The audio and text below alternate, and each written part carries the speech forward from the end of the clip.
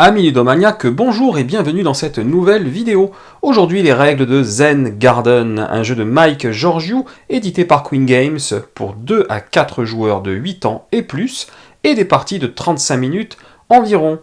La vie de l'empereur est très stressante et il doit constamment prendre des décisions difficiles.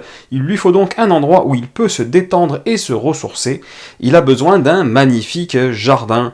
Dans ce jeu, vous incarnez des architectes et vous tentez de construire le plus beau jardin possible pour l'empereur.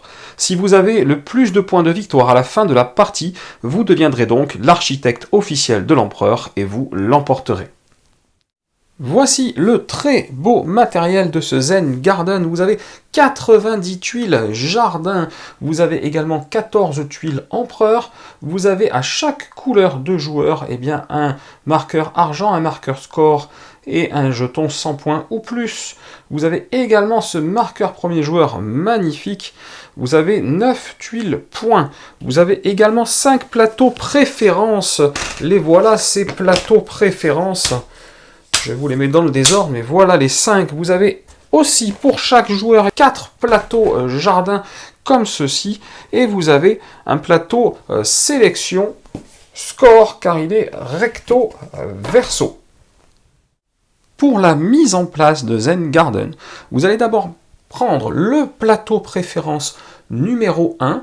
Les numéros sont au verso, donc je ne vais pas vous les faire voir parce que là j'ai déjà installé des tuiles dessus. Donc celui-ci est obligatoire, c'est le jeu de base. Si vous voulez plus de difficultés, vous pourrez rajouter les plateaux préférence numéro 2, numéro 3, numéro 4 et numéro 5. Je vous les ai séparés. Vous voyez, c'est les étages du temple. Donc c'est forcément numéro 1. Et si vous rajoutez forcément dans l'ordre en 2, 3, 4 et 5. Si vous voulez jouer avec le 5, vous jouez forcément avec tous les autres.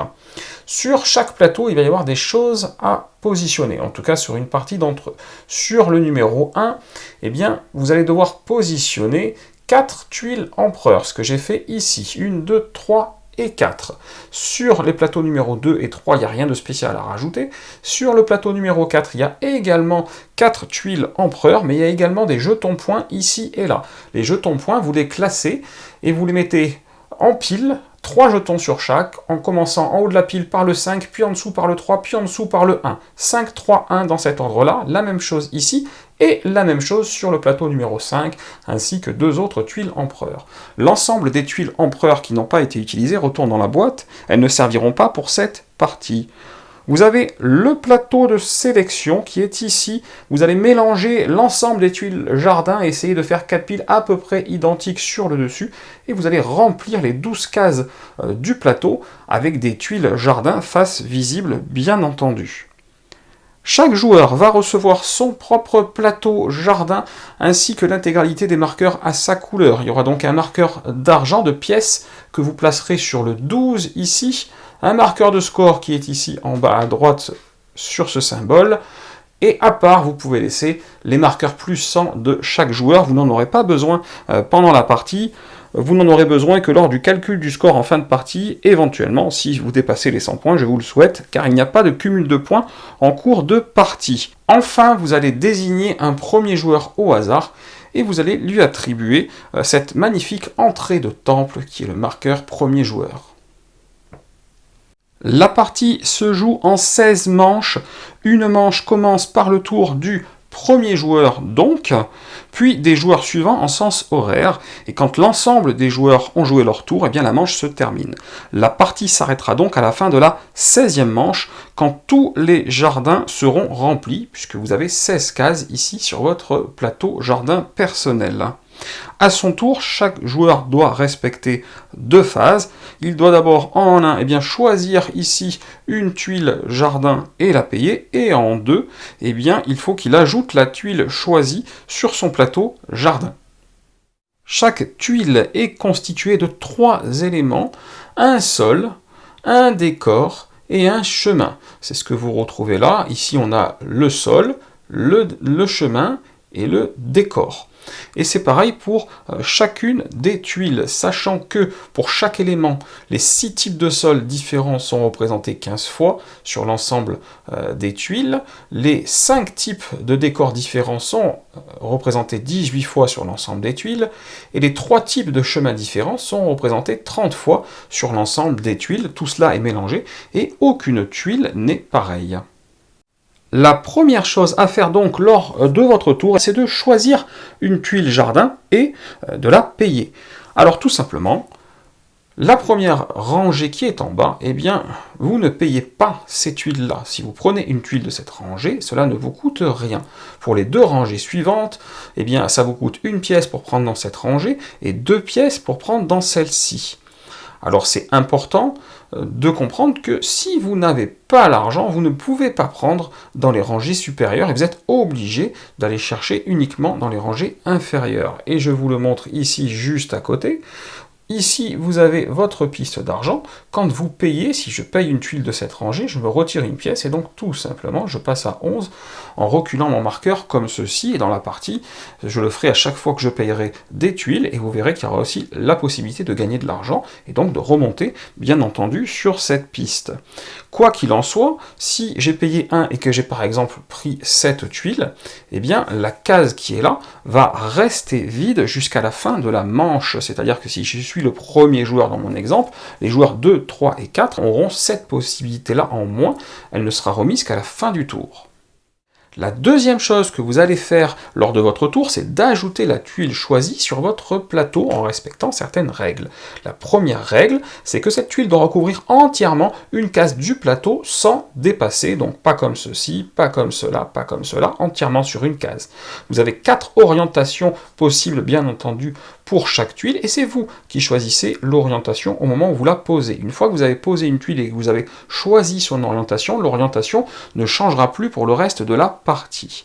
La deuxième règle, qui ne s'applique pas à la toute première tuile, mais à toutes les suivantes par contre, c'est que toute tuile posée doit être adjacente à une autre tuile. L'adjacence ne se regarde pas en diagonale, ça ce n'est pas adjacent.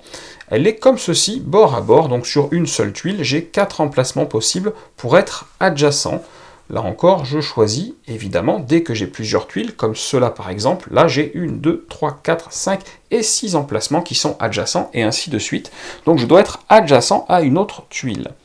Enfin, avant de poser une tuile, je peux déplacer l'ensemble de mes tuiles, qui forment donc un bloc, puisqu'elles sont toutes adjacentes, et je peux les déplacer horizontalement ou verticalement, ou les deux. Pourquoi pas, je peux aller le mettre là-haut par exemple, et ensuite poser une autre tuile si j'ai envie. Voilà les 3 règles, sachant que pour cette 3e règle, si je suis dans ce cas de figure, je ne pourrai plus me déplacer verticalement, car je ne peux pas sortir du plateau, je ne pourrai me déplacer qu'horizontalement, et à l'inverse, si j'ai mes tuiles comme cela, je ne pourrai plus me déplacer horizontalement, et je ne pourrai plus que me déplacer verticalement, et bien entendu, si je rajoute des tuiles ici, ici et là, je ne pourrai plus me déplacer dans aucun des deux sens. Donc cette 3e possibilité de se déplacer aura au bout d'un moment des limites, et on ne pourra plus se déplacer. La dernière chose, c'est que si j'arrive à aligner en colonne, comme j'ai fait là, ou en ligne, ou en diagonale, pourquoi pas comme cela, eh bien 4 tuiles qui ont le même décor, là les Bouddhas par exemple, je vais gagner immédiatement 3 pièces que je vais rajouter ici sur mon compteur de pièces.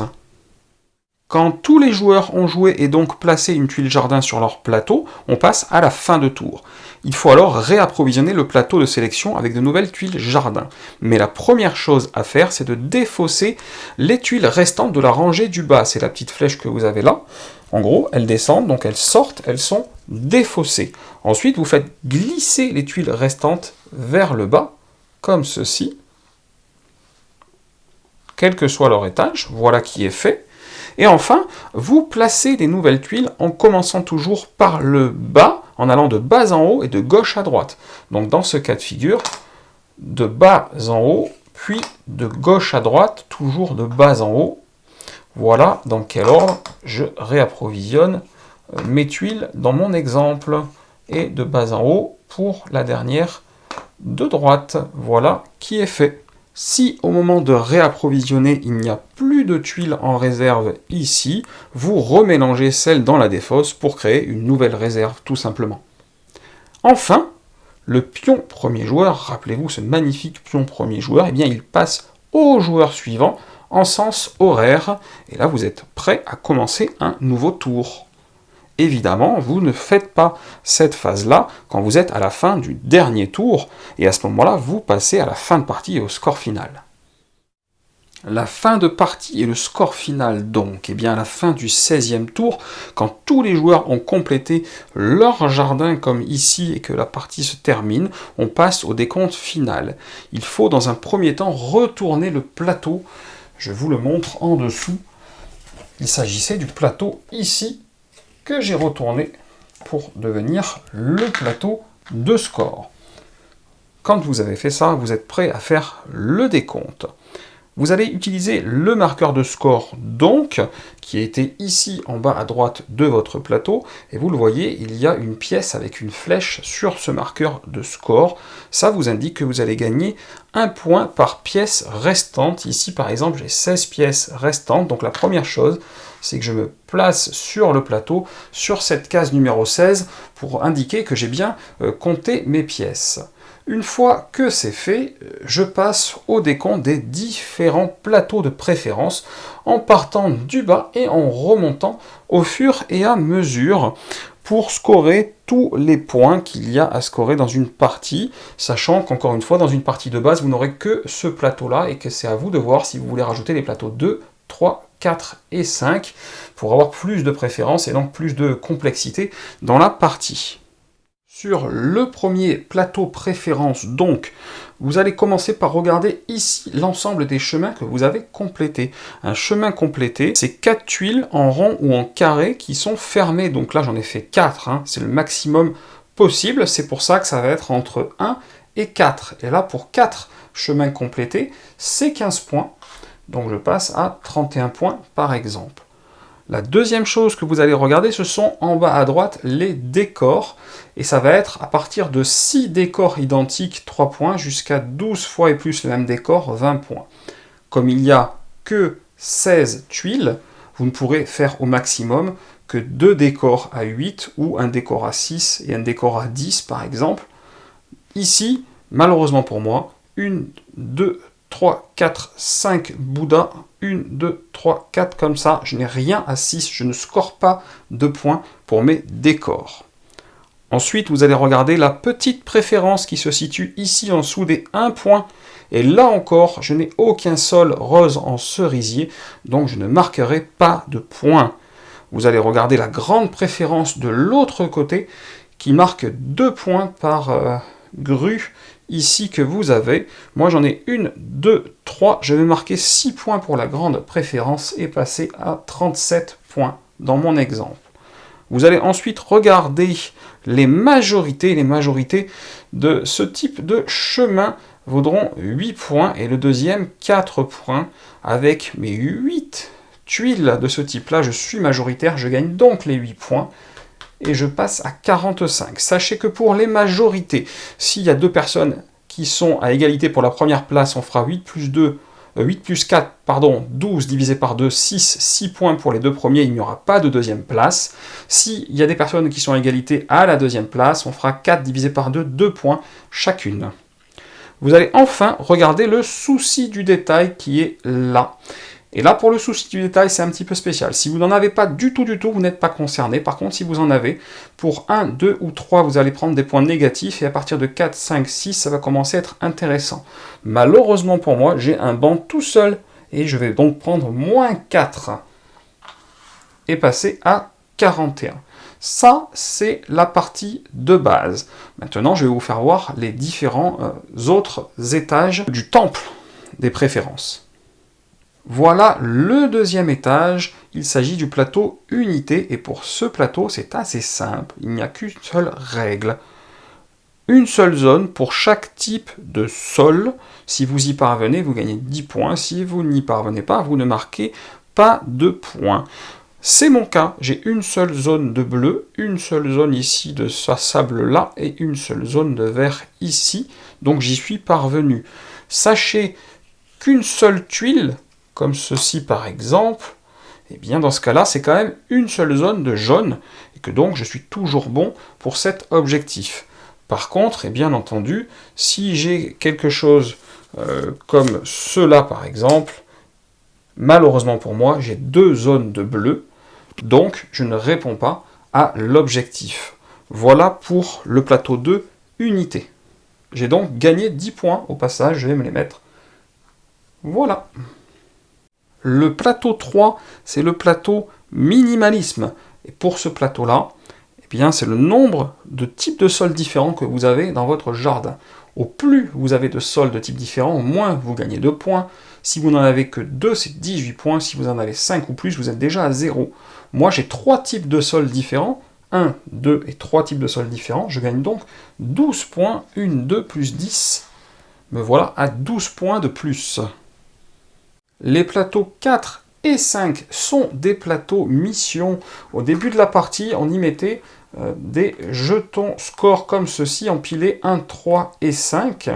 Et tout simplement, quand quelqu'un réalise la mission, c'est-à-dire qu'il a bien 4 éléments de chaque, puisqu'il faut toujours 8 éléments en tout minimum pour faire la mission, il prend le jeton score et le garde pour la fin de la partie.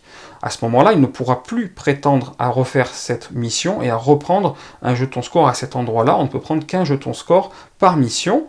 Et donc, premier arrivé, premier servi. Si je suis le premier, je prends un 5. S'il y a quelqu'un d'autre qui le fait après moi, il devra se contenter de 3 points. Et si quelqu'un d'autre le fait encore par la suite, il devra se contenter de seulement 1 point. C'est des jetons qu'on récupère donc pendant la partie. Et moi, pendant la partie, j'ai récupéré 2 jetons, ce 5 et ce 3, car j'ai fait cette mission-là et cette mission-là. En effet, j'ai bien 4 sols de ce type-là et 4 chemins de ce type-là au minimum, ainsi que 4 sols de ce type-là, et 4 décors de ce type-là au minimum. J'ai donc récupéré les 2 jetons, et je vais additionner ces 2 jetons qui vont me faire 8 points, et je vais les rajouter à mon score pour passer à 71 points, qui sera donc mon score final pour cette partie. Et on fera ce même calcul que je vous ai expliqué depuis le début pour l'ensemble de tous les joueurs, bien entendu, et celui qui aura le plus gros score l'emportera et deviendra l'architecte officiel de l'empereur. Ce Zen Garden porte vraiment bien son nom. Je suis surpris par le plaisir ludique apporté par ce jeu. C'est un jeu aux règles très facilement assimilées et au temps de partie très raisonnable. Typiquement, c'est le genre de jeu où on va vouloir enchaîner plusieurs parties d'affilée, pour être clair. Il est très plaisant à jouer, il a une forte interaction entre les prises de tuiles, évidemment jardin, et puis les différents objectifs avec les jetons points, qui d'ailleurs renouvellent très bien les parties. Évidemment, comme tout jeu de ce type, à un moment ou à un autre, choisir c'est renoncer, on ne pourra que très rarement tout faire, mais si vous restez zen et que vous faites les bons choix, nul doute que vous surprendrez l'empereur par la qualité de votre jardin.